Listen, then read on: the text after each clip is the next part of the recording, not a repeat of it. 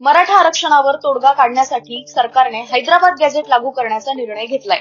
त्यामुळे आता मराठ्यांना कुणबी प्रमाणपत्र मिळणार आहे। पण कुणबी प्रमाणपत्र मिळवायचं कसं जाणून घेऊयात।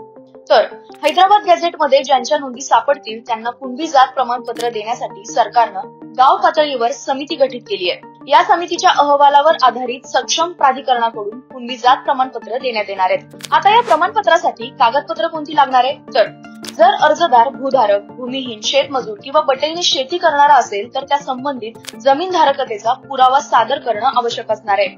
तो पुरावा जर नसेल तर अर्जदाराने 13 ऑक्टोबर 1967 पूर्वी त्यांचे पूर्वज स्थानिक क्षेत्रात राहत होते याबाबत प्रतिज्ञापत्र सादर करणं आवश्यक असणार आहे।